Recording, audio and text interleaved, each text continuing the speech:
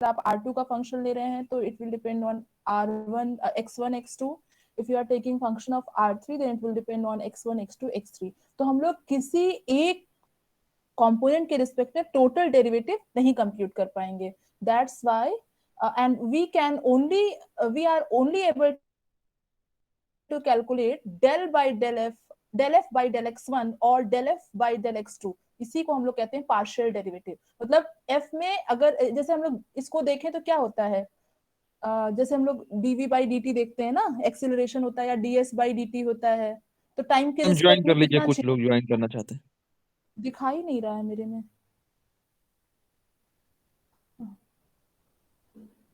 एक सेकेंड रुकिए तो फिर हम फिर से वो करते हैं.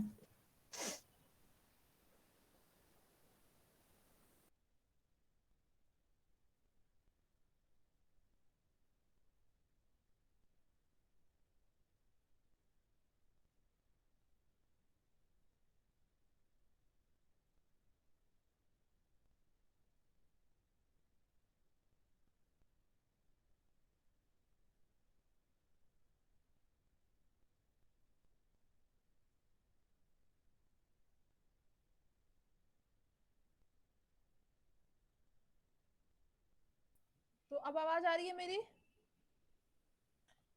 Yes ma'am. Yes ma'am. Yes ma'am. हाँ चलिए, तो अगर हमारा function more than one variable का फंक्शन होता है तो हम लोग क्या निकाल पाते हैं, f1 में x1 के रिस्पेक्ट में कितना चेंज हुआ है, f में सॉरी f1 कह रहे हैं, f में x1 के रिस्पेक्ट में कितना चेंज हुआ, f में x2 के रिस्पेक्ट में कितना चेंज हुआ. These notations are of partial derivative. और फॉर्मूला कल आपने देखा कि कैसे कैलकुलेट करते हैं. ठीक है, these are partial derivatives. First partial derivative, इसका नोटेशन आपका d1f है. Second partial derivative d2f. ठीक है, इसी तरह से अगर आपका function x1 x2 dot dot dot xn का है, so you are able to find nth partial derivative provided limit exist. ठीक है, तो अभी हम लोग एक दो एग्जांपल और कर लेते हैं मैम इससे. हाँ मैम थोड़ा बोलिए. एक बार प्रोपोजिशन 11 थोड़ा एक बार बता दीजिए। प्रोपोजिशन 11 कहाँ पे है? इसमें क्या दिक्कत है? तो बहुत ही आसान है. मैम इसमें देखिए सुनिए, साइना सब कुछ नहीं सब कुछ भूल जाइए, बस इतना याद रखिए कि लिमिट की क्या डेफिनेशन है. बस उसी को ध्यान में रखना है और कुछ भी नहीं करना है. आपको दिया है limit v bar tending to 0 bar f of a bar plus v bar minus f of a bar minus f dash a ma'am bar यही ऑफ वाला b टर्म नहीं बार. समझ में आ रहा है कैसे लिखा गया है। अरे f डिफरेंशिएबल गिवन है कि नहीं आपको? f डिफरेंशिएबल है a बार पे और f डैश a बार 0 है, ये गिवन है ना. तो जो डेफिनेशन होती है डिफरेंशिएबिलिटी की, उसमें f डैश a बार को 0 रख दीजिए. 12 नहीं मैम, 12 नहीं, हाँ 11 11। अच्छा, हम 12 बता रहे हैं.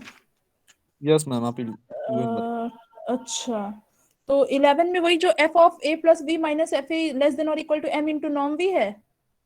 यस मैम वही वाला। इसमें क्या कौन वो मतलब कंफ्यूजन है? मैम अब साइला 1 के बाद and obtain delta greater than 0 such that, उसके हाँ बाद तो ये देखिए, वाला स्टेटमेंट नहीं समझ में आ रहा है कैसे लिखा गया है। जो देखिए आपको ये पता है कि limit v bar tending to 0 bar something, इसको आप थोड़ी देर के लिए h मान लीजिए, तो h of v bar is equal to 0. ठीक है, ये पूरा फंक्शन v बार का फंक्शन है. ठीक है, इतना क्लियर है. अब अगर यस लिमिट, मैम। एक मिनट, अगर लिमिट 0 होती है, मान लीजिए कि limit you have given limit v bar tending to 0 bar h of v bar 0 है, तो इसका क्या मतलब होगा बोलिए? For all epsilon greater than 0, there exists delta greater than 0 such that limit की डेफिनेशन लगाइए. तो यहाँ पे क्योंकि 0 इज लेस देन। मॉड नहीं, हाँ, क्योंकि हमारा आर एन पे हम बात कर रहे हैं तो मॉड नॉर्म में इंटरचेंज नॉर्म में ट्रांसफॉर्म हो जाएगा. सो यू हैव 0, यहाँ पे बार मैम नहीं रहने लगेगा दीजिए, क्योंकि हो जाएगा मैम, रहने दीजिए, हो गया। हो गया. Yes this ma'am yes. Implies norm of H we. अब क्योंकि अगर हम आर एम में लिए होंगे तो नॉर्म नहीं लगेगा यहाँ पे. आप दिस ए बार माइनस भी 0 बार। Less than epsilon. हाँ ये हो गया. अब आप एच वी की जगह ये पूरी वैल्यू रख दीजिए, बस काम खत्म. अब इधर मल्टीप्लाई कर दिया और समझ आप गया मैम, जानते कि रहने दीजिए। हाँ बस. ठीक है चलिए, तो अब हम लोग एग्जांपल्स कुछ करते हैं जिससे जो पार्शियल डेरिवेटिव का कॉन्सेप्ट है वो और समझ में आए. आइए करेंगे, हम कुछ नहीं, हम दे देंगे, आप लोग करिएगा, क्योंकि एग्जाम्पल कराने लगेंगे तो बहुत देर हो जाएगी. आइए देखिए क्वेश्चन नंबर, ये एक्सरसाइज कर लीजिए आप लोग, खुद कैलकुलेट करिएगा एक्सरसाइज। सो फर्स्ट है इफ एफ एक्स वाई, देखिए हम लोग को जो सिंपल होता है अगर हम R2 से R पे फंक्शन कंसीडर करें, तो इसलिए जितने भी एग्जांपल लिए हैं most of the examples are functions from R2 to R। तो एफ एक्स वाई हमारा है x y upon x square plus y square 0। देखिए ये कब होगा, अगर हमारा एक्स वाई 0 0 नहीं है, और ये कब है, 0 कब है, अगर हमारा फंक्शन 0 है। देन फाइंड, तो आपको देखिए यहाँ पे कितने पार्शियल डेरिवेटिव्स मिलने की पॉसिबिलिटी है, मैम 2। तो है ना, अब मिलेंगे या नहीं ये नहीं पता, लेकिन मिल सकते हैं, क्योंकि अगर वो लिमिट एग्जिस्ट करी तो मिल जाएंगे, नहीं एग्जिस्ट करी तो कहां से मिलेंगे। तो find d1f which is same as del by del x1 of f and d2f which is same as del f upon del x2 at 0 यहाँ 0। पर मैम ठीक है, हाँ x1 बराबर x कर दीजिए, x2 बराबर y कर दीजिए। नहीं, हाँ सॉरी, हम अपनी धुन में लिख रहे हैं, ये x और y है, हाँ सही है, del f upon del x और del f upon del y। ठीक है, अगर आप x1 x2 भी लिखते हैं तो यहाँ पे आप बस x1 x2 कर दीजिए, कोई दिक्कत है नहीं। ठीक है भाई, तो ये आप लोग कैलकुलेट कर लेंगे। मैम इसका कंटिन्यूटी कैसे चेक करेंगे? अभी कंटिन्यूटी नहीं करा रहे हैं, जब कंटिन्यूटी कराएंगे तब बताएंगे। ठीक है, कंटिन्यूटी का एग्जांपल छूट गया है, छूटा नहीं है, हमने जानबूझ के नहीं कराया, थोड़ा सा आप लोग इन सब से इक्विप्ड हो जाएं लिमिट वगैरह से, तो हम कराएंगे। तो लास्ट में जब हम सब करा लेंगे यूनिट 2 का, तो 1 घंटे की क्लास होगी, उसमें सब करा देंगे, लिमिट कैसे कैलकुलेट करना ठीक है है। कैसे नहीं करना है। चलिए, तो ये हो गया। अब दूसरा एग्जाम्पल है for function f from R2 to R given as, देखिए आपका फंक्शन डिफाइंड है, आपका फंक्शन डिफाइंड है, थोड़ा सा विचित्र फंक्शन है लेकिन ठीक है, हमें सब फंक्शन का कैलकुलेट करना पड़ेगा। तो x sine 1 by x plus y sine 1 by Y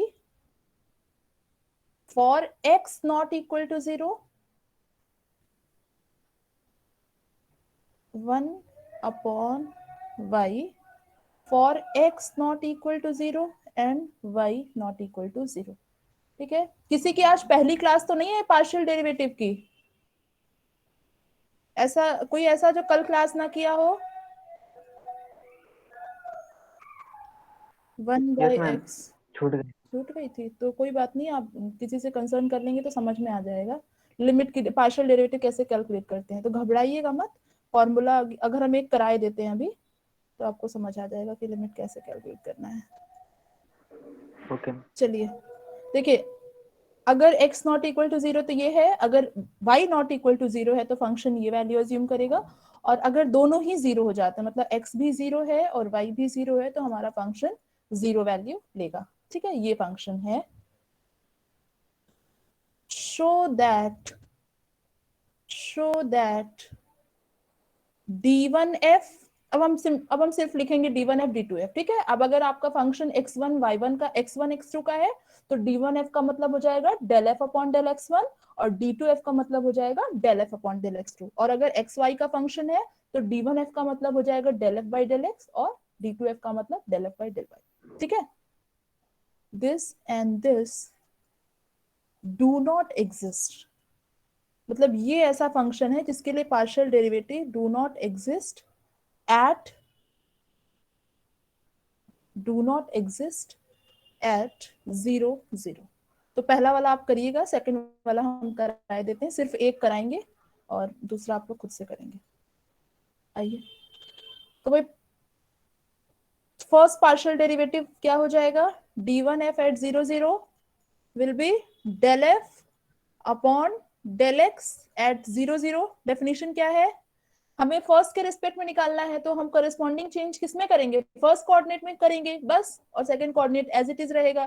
तो लिखवाइए, क्या हो जाएगा formula, limit s tending to 0, एक minute, limit h tending to 0, f F of 0 plus h 0, हाँ, सेकेंड कोऑर्डिनेट आपका वही रहेगा minus minus f of F this 0 point 0 0 h upon h h। ठीक है, हमें चेक करना है कि ये लिमिट एग्जिस्ट करेगी या नहीं। अगर लिमिट एग्जिस्ट करेगी तो जो वैल्यू लिमिट की होगी वही आपका फर्स्ट पार्शियल डेरिवेटिव हो जाएगा। So now let us find this limit. तो देखिए भाई ये क्या हो जाएगा आपका एफ एच कॉमा 0। तो हम लोग वो वैल्यू देखेंगे जहां पे x नॉन जीरो है। देखिए x कॉमा 0, तो ये फंक्शन कौन सी वैल्यू ले रहा है x साइन x। तो यहाँ पे x की जगह हमारा क्या है h कॉमा 0। तो आप x की जगह क्या पुट करेंगे x sin 1 by h। x। तो h साइन 1 बाई h और माइनस देखिए 0 0 पे क्या वैल्यू है 0 और डिनोमिनेटर में h। कोई कंफ्यूजन किसी को? नो मैम ठीक है, ये किसके बराबर हो जाएगा limit sine h tending to 0। देखिए h से h कैंसिल हो जाएगा and you will find it 1 sin upon h। You will find here sin 1 by h। अब आप ये बताइए ये लिमिट एग्जिस्ट करती है? नो ना। मैम ये वही है No, limit complete x plus करता है। No, minus ma'am. 1 के बीच हाँ एग्जिस्ट करती है। लिमिट x ये है आपका limit x tending to 0 sin 1 by x। Part 1 में हम लोग करके आए हैं कि this limit does not exist, this limit does not exist. तो इसका क्या मतलब हुआ कि फर्स्ट पार्शियल डेरिवेटिव नहीं मिलेगा। इसी तरह से आप कैलकुलेट करेंगे सेकंड पार्शियल डेरिवेटिव तो पाएंगे कि वहां पे भी लिमिट नहीं एग्जिस्ट करेगी। ठीक है, तो उसको हम छोड़ दे रहे हैं। Yes, ma'am. छोड़ दें? Yes, ma'am. चलिए नाउ थर्ड एग्जांपल। थोड़ी सी जगह आप लोग छोड़ दीजिएगा इस, क्योंकि ये तो करा दिया, यहीं पे थोड़ी जगह छोड़ के फिर आगे वाला एक्सरसाइज लिखिएगा। So third exercise is first second and third. तो third one is your show that, so you have to show that following functions, show that following functions possess partial derivatives। तो आप लोग इस एग्जाम्पल से, example number 2 से ये conclude कर पाएंगे कि जरूरी नहीं है कि हर फंक्शन का पार्शियल डेरिवेटिव हमेशा एग्जिस्ट ही करे। ठीक है, दिख रहा है आप लोग को यहाँ पे इस फंक्शन का कोई पार्शियल डेरिवेटिव, ना तो पहला ना तो दूसरा, दोनों ही नहीं एग्जिस्ट कर रहे हैं। तो जरूरी नहीं है कि हर फंक्शन का पार्शियल डेरिवेटिव हमेशा एग्जिस्ट करे, क्योंकि देखिए लिमिट से डिफाइन किया गया है। लिमिट एग्जिस्ट करी तो ठीक है वही वैल्यू हो जाएगी, और लिमिट नहीं एग्जिस्ट करी तो कहां से एग्जिस्ट करेगा ये वैल्यू। मैम अगर पार्शियल डेरिवेटिव एग्जिस्ट नहीं कर रहा है तो डिफरेंशिएबल भी नहीं होगा। अभी कुछ नहीं कराए, अभी वो सब आप समझ लीजिए हमको कुछ नहीं आता, हमें इन सब क्वेश्चन का आंसर नहीं पता। जितना करा रहे उतना करिए, अभी आगे जब ओके चलेंगे मैम तो आपको सारे क्वेश्चंस का आंसर मिल जाएगा। तो देखिए show that following functions possess partial derivatives d1f। And कुछ बच्चे कोचिंग भी करते होंगे इसमें, है ना, उनको जल्दी होगी कि वो वहां तो पढ़ लिए होंगे, अब यहाँ पे पूछ रहे होंगे। लेकिन जो बच्चे नहीं पढ़े उनके बारे में भी तो सोचिए। हम आहिस्ते आहिस्ते पढ़ा रहे हैं तो हम उसी तरह से पढ़ाएंगे। आइए, तो देखिए आपको जो हम फंक्शंस लिखने जा रहे हैं उनके लिए दिखाना होगा कि फर्स्ट पार्शियल डेरिवेटिव और सेकंड पार्शियल डेरिवेटिव हर पॉइंट पे एग्जिस्ट करेगा, इंक्लूडिंग 0 0, मतलब ओरिजिन इनके अलावा और जितने भी पॉइंट्स है सब पे एग्जिस्ट करेगा। तो पहला फंक्शन हमारा क्या है, तो इसके लिए आप कोई भी आर्बिट्ररी पॉइंट पे वैल्यू कैलकुलेट करेंगे, you will see that limit will be exist at that point. तो पहला फंक्शन आपका है एक्स क्यूब, फिर वही बात हमने R2 to R फंक्शन लिया है। ठीक है, हमारा फंक्शन दोनों फंक्शन R2 to R होगा। X cube plus y cube upon x minus y when x is not equal to y, and this will take value 0 when your x is equal to y। तो ये वो function है जो हर point पे partial derivative रखेगा। ठीक है, इसी तरह से next function is, second function is your x square y upon x to the power 4 plus y square whenever your x square plus y square is not equal to 0, and it will take 0 when x equal to 0 equal to y। या चाहे x is equal to y is equal to 0 लिख दीजिए, वही बात हुई। ठीक है, तो इन दोनों फंक्शन के लिए आप कैलकुलेट करेंगे पार्शियल डेरिवेटिव तो पाएंगे कि हर पॉइंट पे इनफैक्ट 0 0 पे भी एग्जिस्ट करेगा।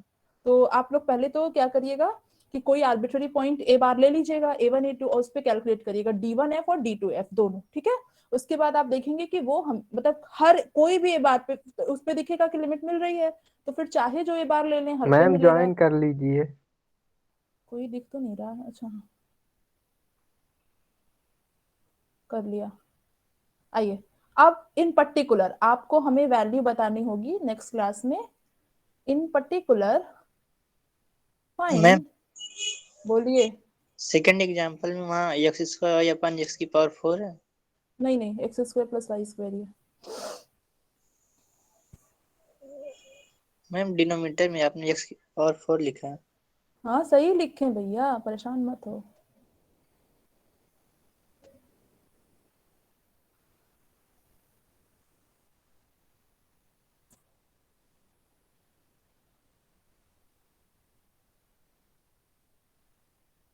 ठीक है, तो आपको 1 1 पे first partial derivative second partial derivative calculate करना है दोनों फंक्शन का, और पर्टिकुलरली 1 2 और 1 2 पे दोनों का निकालना है। ठीक है, 1 2 पे फर्स्ट पार्शियल डेरिवेटिव और सेकंड पार्शियल डेरिवेटिव। तो आप अगर किसी एक ए बार पे निकाल देंगे दोनों के लिए तो आसान हो जाएगा, बस A1 A2 की वैल्यू पुट करनी होगी। ठीक है, चले आगे। Yes ma'am. Yes ma'am. ठीक है, आइए, तो ये लोग ये सब आप कर लीजिएगा खुद से। हम छोड़ रहे हैं इसका मतलब ये नहीं कि सिर्फ कॉपी में लिखा रह जाए बंद हो जाए, हम इसलिए दे रहे हैं ताकि आपको प्रैक्टिस हो। इन सब डेफिनेशन से आप मतलब आपको याद हो जाए तरीके से करते करते कि कैसे क्या करना है क्या नहीं। एग्जाम में अचानक आएगा सामने देखेंगे तो इससे बढ़िया खुद की प्रैक्टिस पहले से रहे। आइए, तो एक बार फिर से हम लोग देखते हैं पार्शियल डेरिवेटिव की डेफिनेशन। तो पार्शियल डेरिवेटिव की जो डेफिनेशन हमने लास्ट में लिखी थी वो क्या लिखी थी कि लिमिट, अगर आप ए पे पार्शियल डेरिवेटिव निकाल रहे हैं तो डीजे एफ ए बार मतलब जेथ पार्शियल डेरिवेटिव ये क्या था, देखिए limit h tending to 0 F of A bar plus h e j minus F A bar upon h. ठीक है, ये था। अगर ये लिमिट एग्जिस्ट कर जाए तब हम कहते हैं कि हमारा जीएथ पार्शियल डेरिवेटिव एग्जिस्ट करेगा और जो लिमिट की वैल्यू होगी वो ही जीएथ पार्शियल डेरिवेटिव हो जाएगा पॉइंट ए बार पे। अब इस वेक्टर को ध्यान से देखिए, ये क्या है आपका बेसिस का एलिमेंट है, आपको पता है E1 E2 dot dot dot En होते हैं बेसिस के एलिमेंट। तो हमने उसको यहाँ पे EJ ऐड किया है ए बार में। तो एक जेन्युइन क्वेश्चन दिमाग में आता है कि जैसे आप बेसिस वेक्टर यहाँ पे ऐड कर रहे हैं, क्योंकि देखिए आप क्या ऐड करते हैं 0 0 डॉट डॉट डॉट जेथ प्लेस पे h डॉट डॉट डॉट 0 किसमें ए बार में हम यही वेक्टर ऐड करते हैं। ठीक है, और फिर आगे लिमिट का प्रोसेस शुरू करते हैं। अब दिमाग में एक क्वेश्चन आता है कि क्या हम सिर्फ यही वेक्टर लें, मतलब हमेशा इसी तरह के वेक्टर से मतलब ये लिमिट कैलकुलेट करें, क्या हम कोई और वेक्टर नहीं ले सकते हैं? कोई भी वेक्टर एच ईजे की जगह आप कोई भी वेक्टर ले लें, ईजे ही हम क्यों लें, कोई और वेक्टर नहीं ले सकते हैं? तो इस क्वेश्चन का आंसर आपको डायरेक्शनल डेरिवेटिव में मिलेगा कि आप क्या करेंगे, ईजे की जगह अगर कोई भी वेक्टर ले लें तो हम लोग जिसको बोलते हैं जेथ पार्शियल डेरिवेटिव, क्योंकि ईजे के डायरेक्शन में निकाल रहे हैं, डायरेक्शन मींस ईजे के अलोंग निकाल रहे हैं। अब अगर हम किसी नॉन जीरो वेक्टर को लेकर ये लिमिट कैलकुलेट करें तो हमें क्या मिलेगा, directional derivative at A bar in the direction we bar. बात समझ में आई कुछ? अगर आप बस इतना सा समझिए कि जो बेसिस वेक्टर है अगर हम इसको किसी भी वेक्टर से, क्योंकि आपके आरएन में कई सारे वेक्टर हैं, ये तो बेसिस एलिमेंट है और इसके लीनियर कॉम्बिनेशंस भी हैं कई सारे, तो अगर हम बेसिस वेक्टर के अलावा कोई जनरल वेक्टर ले लें तो ये लिमिट का जो प्रोसीजर हम करते हैं, ये लिमिट अगर एग्जिस्ट कर जाएगी in particular for not only for e j, for any non zero vector, तो आप कहेंगे कि ए बार पे directional derivative in the direction v. तो आइए देखते हैं डेफिनेशन, लिखिएगा मत अभी आप लोग। तो इस तरह से अगर हम ईजे को रिप्लेस करें तो हमारा क्या बन जाएगा, limit lambda tends to 0 F of A bar plus lambda we bar. देखिए ईजे को आप रिप्लेस कर रहे हैं किसी नॉन जीरो वेक्टर से, minus F A bar upon lambda. अगर ये limit for v not equal to 0, v bar not equal to 0 in s, अगर ये लिमिट हमारी एग्जिस्ट कर गई, तब आप इसको क्या कहेंगे? Directional derivative. किसका? पार्शियल डेरिवेटिव किसका था? f का था, तो डायरेक्शनल डेरिवेटिव भी किसका होगा? f का f मैम, का, f का होगा। किस पॉइंट पे? किस a पॉइंट पे? पॉइंट पर, ए बार पे, point ए बार पे। लेकिन अब देखिए यहाँ पे आप jth लिखते थे क्योंकि ईजे के अलोंग डायरेक्शनल डेरिवेटिव निकलता था, लेकिन यहाँ पे ईजे नहीं है, कोई नॉन जीरो वेक्टर है। तो हम लोग क्या करेंगे, यहाँ पे लिखेंगे वही नॉन जीरो वेक्टर जिसके अलोंग हम डायरेक्शनल डेरिवेटिव निकाल रहे हैं। तो यहाँ हो जाएगा, जैसे जे बार लिखते थे, यहाँ पे हम लोग लिखेंगे डीबी बार।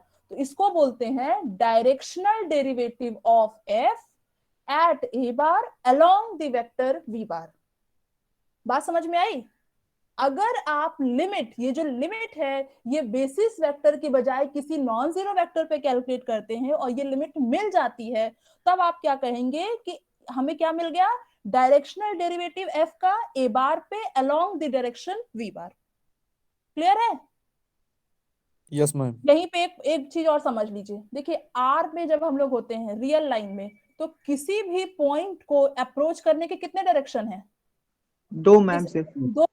आप या तो सॉरी एलएचएस में आएंगे, या तो लेफ्ट हैंड से लिमिट कैलकुलेट करेंगे, या तो लेफ्ट राइट हैंड हैंड से। से अप्रोच करेंगे, या तो राइट हैंड से अप्रोच करेंगे। यही दो पॉइंट्स हैं। लेकिन अगर हम R2 में हैं, suppose here is some point of R2, तो यहाँ पे इस पॉइंट की तरफ अप्रोच करने के कितने डायरेक्शंस हैं?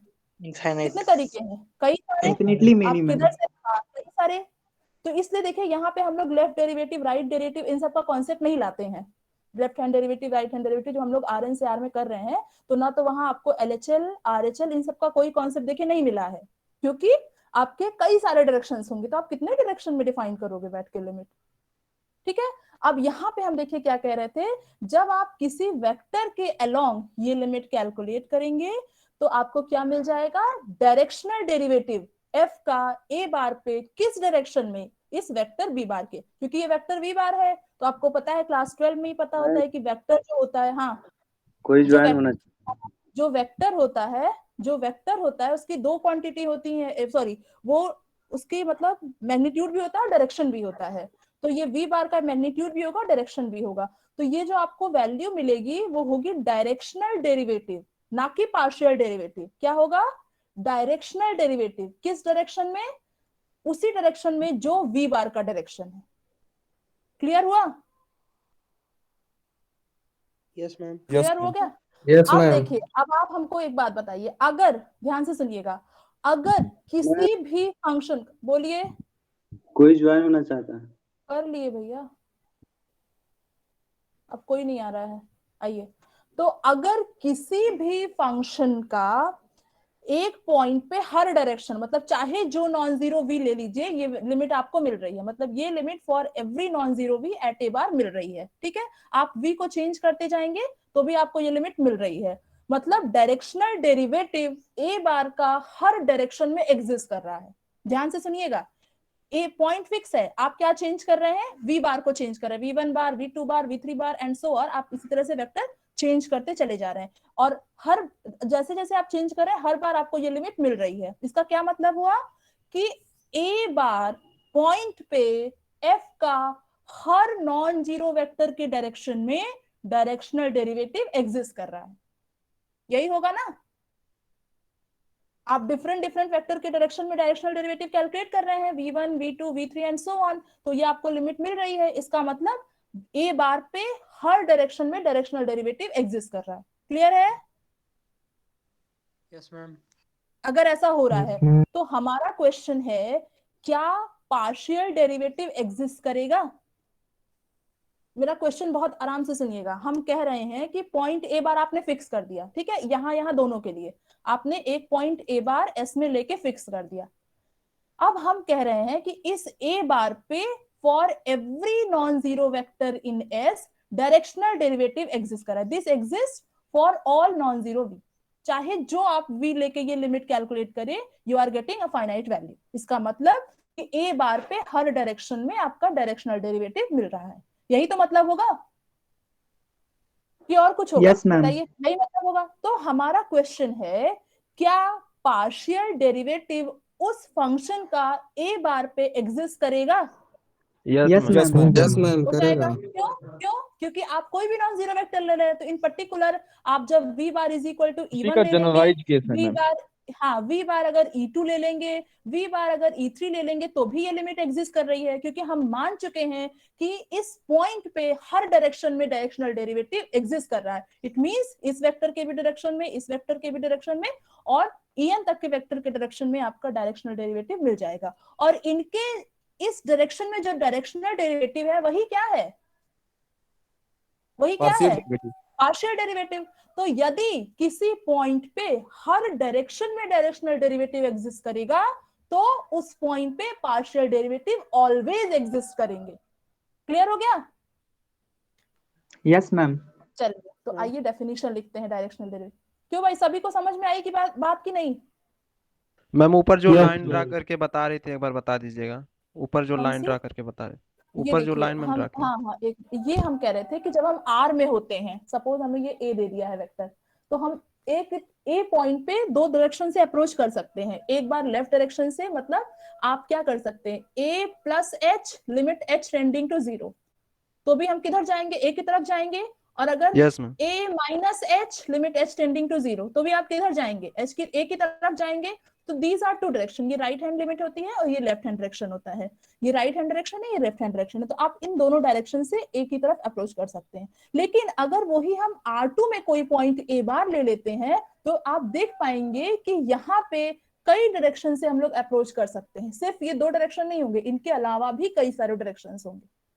ठीक है? Yes ma'am. इसीलिए हम लोग R2 में left hand limit, right hand limit, left hand derivative, right hand derivative, इन सब का कोई कॉन्सेप्ट नहीं करते हैं। मैम क्योंकि इन आप कितने डायरेक्शन वी डायरेक्शन, का मतलब वी से, वी की डायरेक्शन से मतलब ए हाँ की तरफ बस वी अप्रोच बार, कर रहे हैं। हाँ वी नहीं अप्रोच नहीं कर रहे हैं, ये लिमिट कैलकुलेट कर रहे हैं। तो ये जो वैल्यू मिलेगी आपको फंक्शन की, वो किस डायरेक्शन में मिलेगी? वी बार के डायरेक्शन में मिलेगी। बस इतना कह रहे हैं। किसके डायरेक्शन में मिलेगी? वेक्टर वी बार के डायरेक्शन में मिलेगी। ठीक है? अप्रोच नहीं कर रहे हैं उसकी तरफ। आइए, यस मैम। चलिए, तो डायरेक्शनल डेरिवेटिव की डेफिनेशन लिखते हैं। समझ में तो सब आपको आ ही गया है, बस लिखते चले जाइए। तो डायरेक्शनल डेरिवेटिव क्या होता है? अगर आप ईजे की जगह किसी नॉन जीरो वेक्टर से पार्शियल डेरिवेटिव को कैलकुलेट करते हैं, तो वो पार्शियल डेरिवेटिव ना रह करके क्या हो जाता है? डायरेक्शनल डेरिवेटिव ए बार पे in the direction we bar. तो वही लिखा रहे हैं, the limit lambda tends to 0। बस थोड़ा सा चेंज करने के लिए एच और लैम्डा लिख रहे हैं। डायरेक्शनल डेरिवेटिव में हम लैम्डा लिख रहे हैं और पार्शियल डेरिवेटिव में एच लिख रहे हैं। लेकिन कोई जरूरी नहीं है, आप लोग एच भी लिख सकते हैं। अगर आपको एग्जाम में प्रेशर है, लैम्डा नहीं याद आ रहा है, एच ही याद आ रहा है, तो आप एच भी लिख सकते हैं, क्योंकि ये कोई भी रियल नंबर है। A bar plus lambda we bar minus F of A bar upon lambda for non zero vector in S। अगर ये limit, the limit if exist, अगर ये लिमिट एग्जिस्ट करी, इसी को क्या कहते हैं? दिस इज कॉल्ड, आप लोग अगर फंक्शंस ऑफ सेवरल वेरिएबल किसी भी कंपटीशन एग्जाम में आ रहा होगा, तो देखेंगे कि इस तरह के क्वेश्चन पूछे जाते हैं कि इस पॉइंट पे इस डायरेक्शन में डायरेक्शनल डेरिवेटिव कैलकुलेट करिए। तो now you are able to calculate those, to attempt those questions. So is called directional derivative, directional derivative of f. किसका डायरेक्शनल डेरिवेटिव? फंक्शन तो वही रहेगा, एफ ही रहेगा। किस पॉइंट पे? पॉइंट ए कौन सा बार। होगा? ए बार। होगा। चेंज क्या होगा? वेक्टर ईजे चेंज हो गया है, तो अलोंग, वहां पे हम लोग लिखते थे अलोंग ईजे डायरेक्शन, तो यहाँ पे क्या है? Along v bar, along v bar. And क्या हो गया? कुछ प्रॉब्लम है? एंड डिनोटेड बाय, इसको हम लोग डिनोट कैसे करते हैं? देखिए, वहां पे हम लोग करते थे डीजे एफ ए बार। यहाँ पे आपका वेक्टर वी बार है, तो you will write D V bar of F A bar. ये इस नहीं, ऑफ नहीं पढ़ा जाता, डी वी बार एफ ए बार ऐसे पढ़ेंगे। और कई जगहों पे आपको इस तरह से लिखा मिलेगा, डी वी बार एफ और सेमीकोलन ए बार। ठीक है? तो दोनों नोटेशन डायरेक्शनल डेरिवेटिव के ही हैं, of F at A bar along the direction vector V bar. अब देखिए जो आपने ऑब्जर्व किया वही लिखवाने जा रहे हैं। It may be noted that jth partial derivative, jth partial derivative क्या है? jth partial derivative of f at a bar is, ये क्या है? This is directional derivative. अगर डायरेक्शनल डेरिवेटिव के टर्म में कहें तो क्या हो जाएगा? This is directional derivative of f at a bar along vector. किस वेक्टर के along होता है partial derivative? along EJ EJ along vector EJ। ये आपका वेक्टर v बार होता है, ये along VEJ। देखिए हम लोग बेसिस वेक्टर में कहीं पे भी बार बार नहीं लगाते हैं, ये आपको पता है कि jth पोजीशन पे 1 है, बाकी सब जगह 0 है। चलिए अब if डायरेक्शनल डेरिवेटिव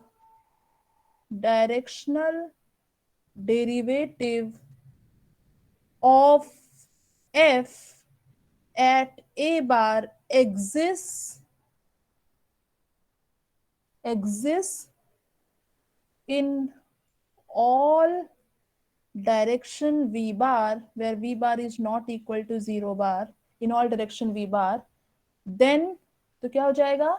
अगर हर डायरेक्शन में डायरेक्शनल डेरिवेटिव किसी भी पॉइंट पे एग्जिस्ट कर रहा है तो पार्शियल डेरिवेटिव, सारे पार्शियल डेरिवेटिव एग्जिस्ट करेंगे। Yes yes ma'am. ma'am f has all partial derivatives, f has all partial derivatives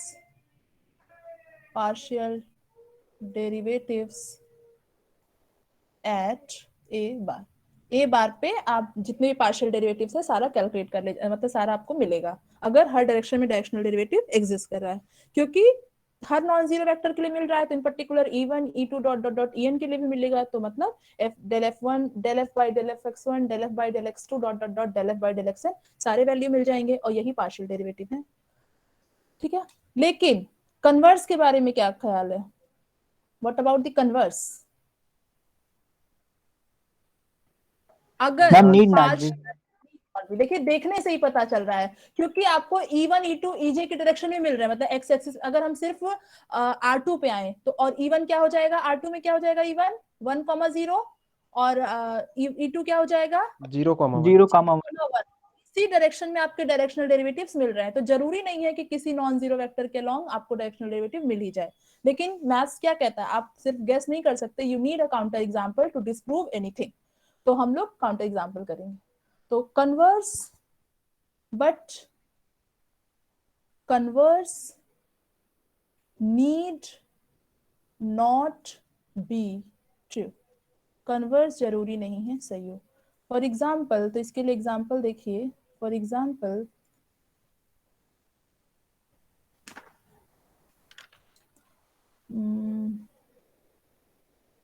अच्छा, मैंने तो आपको पार्शियल डेरिवेटिव कैलकुलेट ही नहीं किया, डायरेक्शनल डेरिवेटिव कैलकुलेट ही नहीं कराया। चलिए लिख लीजिए एग्जाम्पल, फिर दे देते हैं, आप लोग कैलकुलेट कर लीजिएगा। तो लेट, फिर से वही काम, हम R2 to R फंक्शन ले रहे हैं, तो हमारा जो फंक्शन है वो R2 to R देखिए कैसे डिफाइंड है। x plus y when your x is 0 और y is 0, अगर दोनों में से कोई एक 0 हो गया तो आपका फंक्शन x plus y है, and it will take value 1 if x is not equal to 0 and y is also not equal to 0।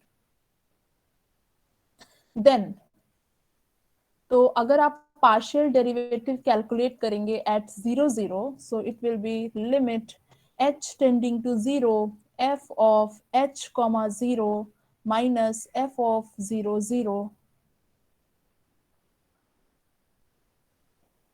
Upon h। ठीक है, तो ये क्या हो जाएगा? देखिए ये क्या हो जाएगा, अगर यहाँ पे h, यहाँ पे y 0 है तो हमारा फंक्शन क्या हो जाएगा? h plus 0। ये हो जाएगा h प्लस 0, और 0 0 पे वैल्यू क्या है?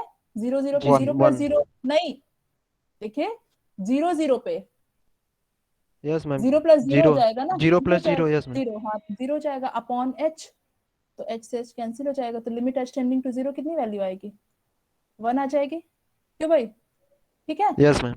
इसी तरह से d2f00 निकालिए, तो d2f00 में क्या हो जाएगा, limit k tending to 0 f of 0 k minus f of 0 upon k। तो ये क्या हो जाएगा, फिर वही बात, 0 plus k minus 0 upon k, तो limit k tending to 0 k upon k is equal to 1। तो देख पा रहे हैं कि डायरेक्शनल डेरिवेटिव दोनों एग्जिस्ट कर रहे हैं। Now it's turn to calculate directional derivative in any non zero direction. तो डायरेक्शनल डेरिवेटिव अभी आप लोगों ने कैलकुलेट नहीं किया है एक भी, तो हम कराए देते हैं, फिर हम एग्जांपल दे देते हैं, आप लोग करिएगा। तो directional derivative of f at 0 0 0 0 पे ही निकालेंगे, in direction u bar equal to u1 u2 not equal to 0 0। Directional derivative आप जीरो डायरेक्शन नहीं लेते हैं, नॉन जीरो वेक्टर लेते हैं। चलिए कैलकुलेट करिए, तो क्या हो जाएगा, du bar f at 0 0। Directional derivative का नोटेशन यही है, u बार के डायरेक्शन में निकालना है f का एट 0 0। तो बाय डेफिनेशन ये क्या हो जाएगा, limit lambda tends to 0 f of 0 0 plus h u bar. तो ये हो जाएगा 0 बार, तो 0 बार तो वही जाएगा h u bar minus f of 0 bar upon, sorry ये लैम्डा होगा, h लिख दिया मैंने, ये हो जाएगा लैम्डा u बार अपॉन लैम्डा। ठीक है, सही है। अब देखिए क्या हो जाएगा, आप लिख सकते हैं इसको, limit lambda tends to 0 f of lambda u1 comma lambda u2। ठीक है भाई, स्केलर मल्टीप्लिकेशन है, वेक्टर स्पेस की प्रॉपर्टी आप जानते हैं, तो ये f0 0 0 हो जाएगा अपॉन लैम्डा। ठीक है, सही है। Yes, ma'am. अब हमको बताइए f of lambda u1 lambda u2 क्या वैल्यू होगी, फंक्शन को देख के बताइए, क्योंकि u1 u2 दोनों नॉन जीरो है, इसका One. मतलब x1, हाँ तो One. 1 न्यूमरेटर में 1 हो जाएगा, तो limit lambda tends to 0 1 upon lambda, this does not exist, आपको पता है ना। फाइनाइट वैल्यू कहाँ लेता है, इन्फिनिटी लेता है, तो इसका मतलब फाइनाइट वैल्यू नहीं एग्जिस्ट कर रही है। इसका क्या मतलब हो गया कि अगर पार्शियल डेरिवेटिव एग्जिस्ट कर रहे हैं तो जरूरी नहीं है कि डायरेक्शनल डेरिवेटिव उस पॉइंट पे एग्जिस्ट ही करे। ठीक है, बात समझ में आ गई। Yes, ma'am. अब Yes, ma'am. क्वेश्चन, आप क्वेश्चंस लिख लीजिए आप लोग डायरेक्शनल डेरिवेटिव कैलकुलेट करने के लिए। तो question number 1, consider function from R2 to R। JAM में आप लोग का function of several variable included है या नहीं सिलेबस में? है मैम। तो अब क्वेश्चंस मतलब वो करिएगा, सॉल्व करिएगा आप लोग, देखिएगा अब होता है कि नहीं। तो x y upon x square plus Y square x comma y not equal to 0 0। ठीक है, और 0 यदि हमारा एक्स वाई 0 है। ठीक है, does the directional derivative of f exist at 0 0 along non-zero vector along u bar u1 comma u2 not equal to 0 0। ठीक है, ये तो क्वेश्चन है। तो क्या करेंगे आप, अभी कौन आ रहा है भैया, क्लास जब ओवर हो गई है तो क्या करेंगे आप, आपने ये जो लिमिट कैल हमने देखिए यहाँ पे करा दिया था यहाँ पे, तो ऐसे ही आप लोग करेंगे। ठीक है, तो देखेंगे आंसर इसका होगा यस, हम बताए दे रहे हैं क्योंकि पहला क्वेश्चन है, दूसरा खुद से करिएगा जो हम लिखने जा रहे हैं। तो इसमें कोई प्रॉब्लम नहीं होनी चाहिए आप लोग को, क्यों भाई? No, ma'am.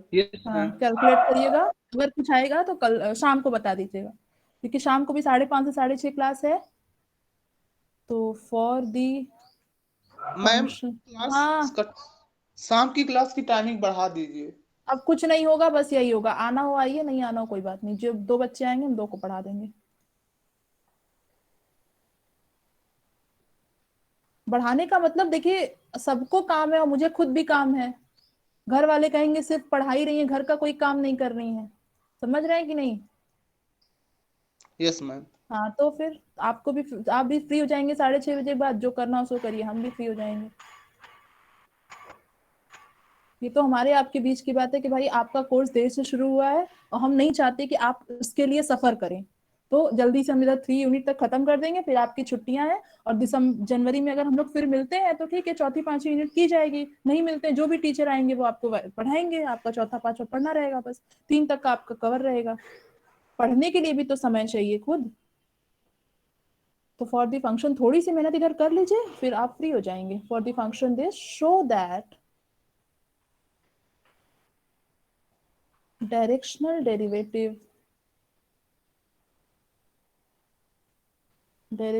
derivative at 0 0 exists in all direction u bar not equal to 0 0। ठीक है, तो ये आपको कैलकुलेट करना होगा, बस कुछ नहीं करना है, लिमिट कैलकुलेट कर देनी है u के अलोंग। आइए अब देखिए, अभी एक जन क्वेश्चन पूछ रहे थे कि मैम अगर पार्शियल डेरिवेटिव एग्जिस्ट करेगा तो हमारा फंक्शन डिफरेंशिएबल होगा या नहीं, ये सब चीजें ना। तो अब हम चल रहे हैं रिजल्ट करने। देखिए आपने 2-3 कॉन्सेप्ट्स पढ़ लिए। एक तो डिफरेंशिएबिलिटी पढ़ ली, जो हम लोगों ने सबसे पहले देखा था कि डिफरेंशिएबल कब होगा, जब लीनियर मैप मिले कि वो जो लिमिट होती है v बार टेंड्स टू 0 बार, अब जो भी है वो 0 हो जाए। अब आपने फिर कॉन्सेप्ट देखा पार्शियल डेरिवेटिव का, फिर कॉन्सेप्ट देखा डायरेक्शनल डेरिवेटिव का। Now it's comes to the question in mind कि कोई रिलेशनशिप इन कॉन्सेप्ट्स में है भी या नहीं, कि सारी अलग अलग दुनिया की बातें हो रही हैं।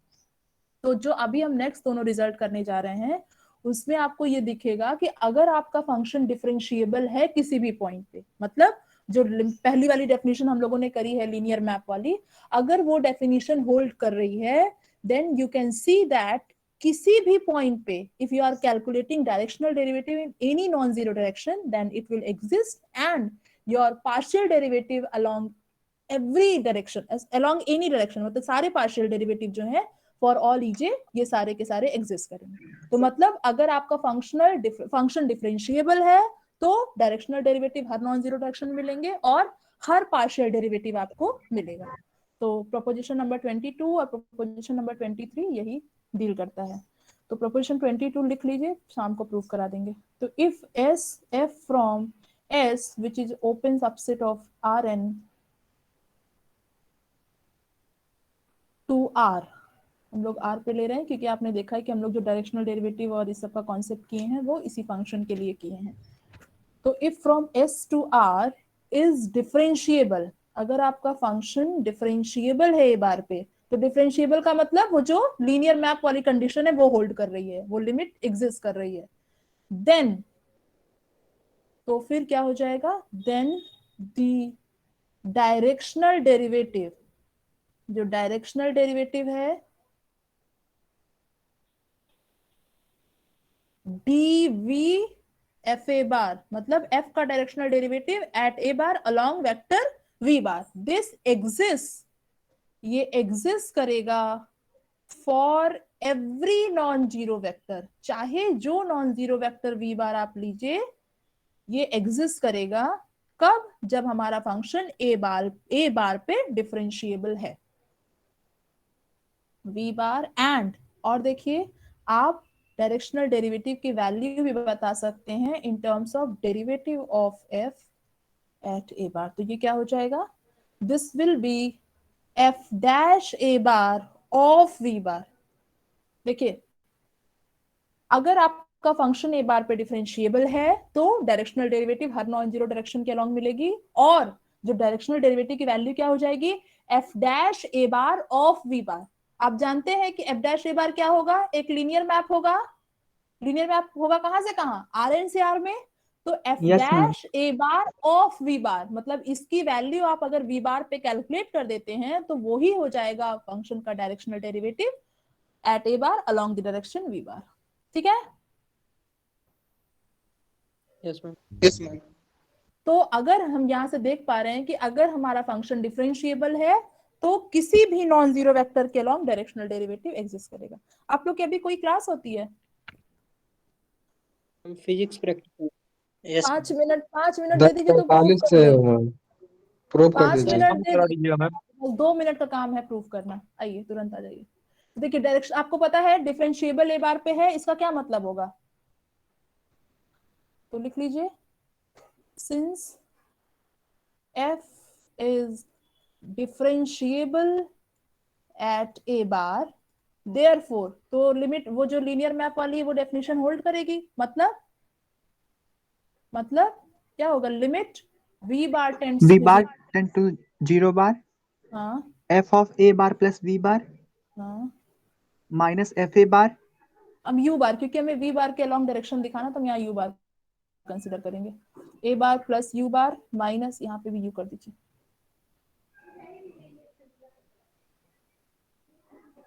f of a bar A bar. Plus minus f of a bar minus f dash P- a, क्योंकि डायरेक्शनल डेरिवेटिव नहीं, आपको डेरिवेटिव बता दिया Yes, गया है ma'am. कि तो f dash a bar of u bar U upon upon norm of V bar. u bar, norm of u bar is equal to 0। ठीक है, ये लिमिट 0 हो जाएगी क्योंकि हमारा फंक्शन क्या है? डिफरेंशिएबल है। नाउ Differentiable है। लेट u बार, आप u बार को मान लीजिए लैम्डा v बार, अभी कारण आपको बता रहे हैं क्यों मानेंगे। देन तो क्या हो जाएगा? u bar tends to 0 bar as lambda tends to 0। देखिए हमें क्या दिखाना है कि हमारा जो फंक्शन है वो a बार पे डायरेक्शनल डेरिवेटिव पजेस करेगा अलोंग द डायरेक्शन v बार। तो हमें क्या दिखाना है? इसके लिए हमें क्या दिखाना होगा? तो हमें दिखाना होगा, डेफिनेशन कहाँ गई? हमें दिखाना होगा कि ये लिमिट एग्जिस्ट करे, मतलब a bar plus lambda v bar minus F A upon lambda, ये लिमिट एग्जिस्ट करनी चाहिए। तो हमारा जो टारगेट होगा वो दिखाना होगा कि ये लिमिट एग्जिस्ट करे। तो दिख रहा है यहाँ से, अगर हम u बार की जगह लैम्डा v बार ले लें तो कुछ बनने लग जाएगा प्रूफ, है ना। तो इसीलिए हमने क्या ले लिया? u bar is equal to lambda v bar, ताकि यहाँ पे आपको दिखने लग जाए f of lambda v bar minus F A bar. अब बाकी का चीज, बाकी हम लोग हैंडल करेंगे। बात समझ में आ गई कि हमने u बार को लैम्डा v बार क्यों लिया? क्योंकि डायरेक्शनल Yes, डेरिवेटिव ma'am. में आपको दिखाना है, क्या दिखाना है? Limit lambda tends to 0 v के अलॉन्ग एग्जिस्ट करे तो f of a bar plus lambda v bar minus F A bar, इस तरह की चीज आनी चाहिए कुछ। तो अगर आप यहाँ पे u बार की जगह लैम्डा v बार लेंगे तो यहाँ पे ये वाला टर्म दिखने लग जाएगा। बाकी की चीज हम लोग हैंडल करेंगे। आइए, तो यहाँ से आप लोग देखिए, जैसे आपका लैम्डा 0 की तरफ टेंड करेगा, u बार 0 बार की तरफ टेंड करेगा कि नहीं करेगा? तो बस ठीक है। आइए, therefore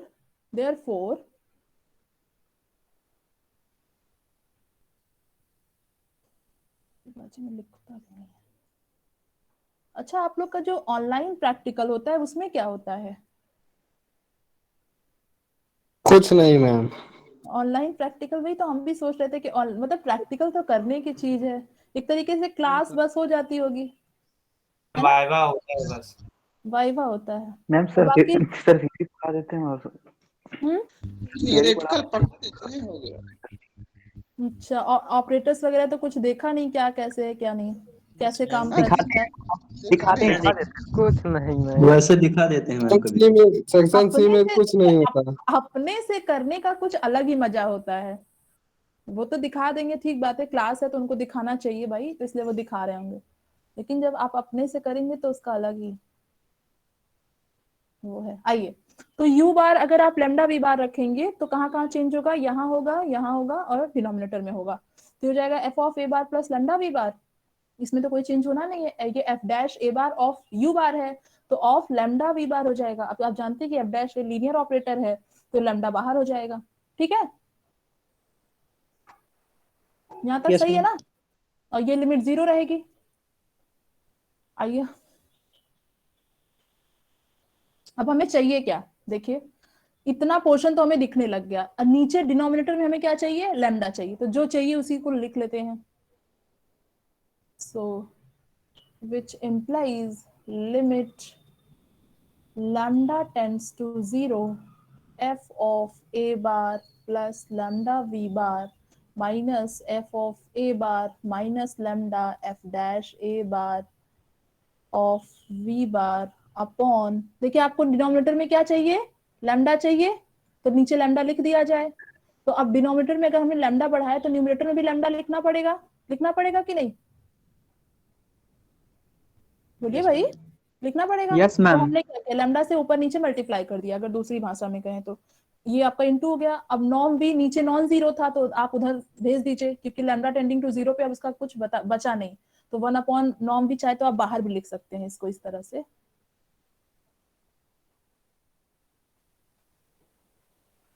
तो 1 अपॉन नॉर्म भी यहाँ बाहर हो जाएगा और ये इधर होके जीरो से मल्टीप्लाई हो जाएगा। बात समझ में आई? नॉर्म भी कहाँ चला गया? Yes, ma'am. Yes, Yes, yes, ma'am. ma'am. ठीक है, तो इतनी बात क्लियर है। अब देखिए limit lambda tends to zero, lambda upon mod lambda, इसकी वैल्यू क्या होती है आपको पता है, +-1।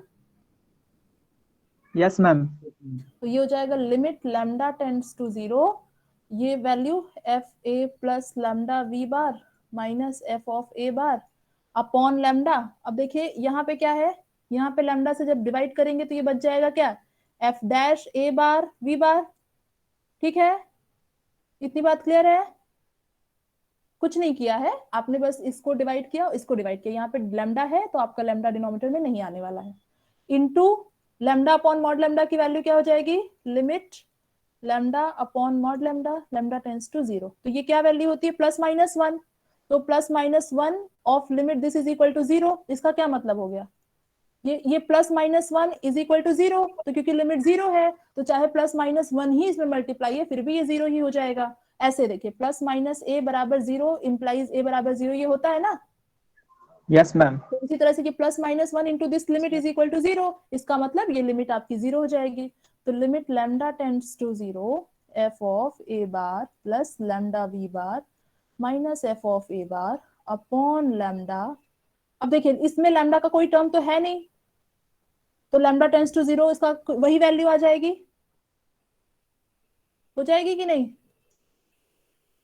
Yes, ma'am. समझिए ध्यान से, Yes, ma'am.